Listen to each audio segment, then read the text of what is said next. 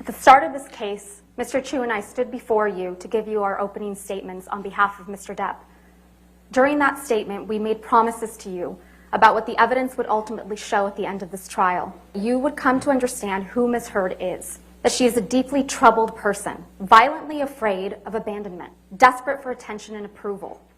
And in her relationship with Mr. Depp, she was violent, she was abusive, and she was cruel.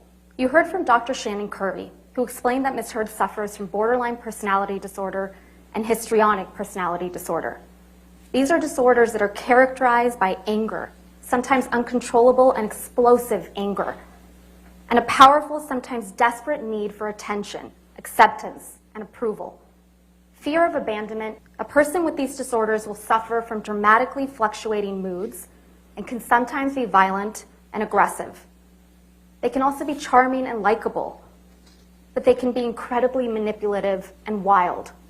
An emotional roller coaster with wild swings, from idolizing their partner to devaluing him. In fact, you saw that. Ms. Heard self-reported that she felt like she had 3 or 4 different personalities, and that sometimes her temper would explode and she'd completely lose control. You heard from multiple witnesses that Ms. Heard can be very pleasant, even charming.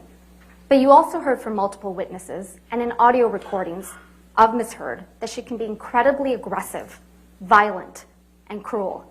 You heard that even from her former assistant, Kate James.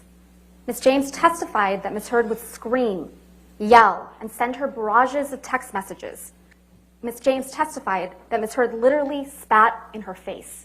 You heard from Ms. Heard's former best friend, Rocky Pennington, that Ms. Heard once hit her, and you heard from Mr. Depp that Ms. Heard used her sister Whitney as a punching bag, literally and figuratively. You also heard overwhelming evidence from Mr. Depp and the people that were around him and Ms. Heard during their relationship, that Mr. Depp suffered persistent verbal and physical abuse at the hands of Ms. Heard. You've heard evidence from Dr. Curry and the fact witnesses at this trial that Ms. Heard's deepest fear is one of abandonment, being left by Mr. Depp. Mr. Depp's greatest crime in her mind, he leaves the fight, especially when Ms. Heard gets physical, and she couldn't stand it when he did. And you heard from Mr. Depp and Ms. Heard's couple therapist, Dr. Anderson, that Ms. Heard reported that when Mr. Depp would leave to de-escalate a fight, she would strike him to keep him there because she would rather be in a fight than have him leave.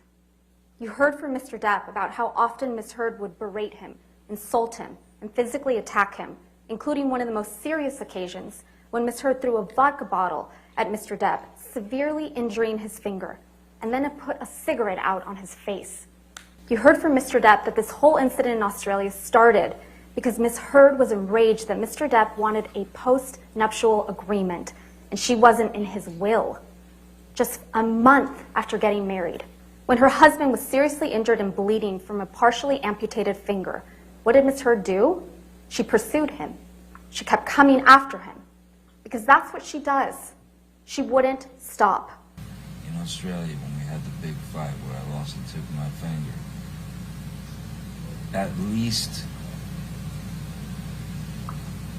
5 bathrooms and 2 bedrooms I went to avoid talking to me, to avoid escape working it out. That's to escape problem. the fight. You don't escape the fight. You escape the solution. No. You escape the solution. No. You escape figuring it out. We cannot work it out if you run away to the bathroom every time.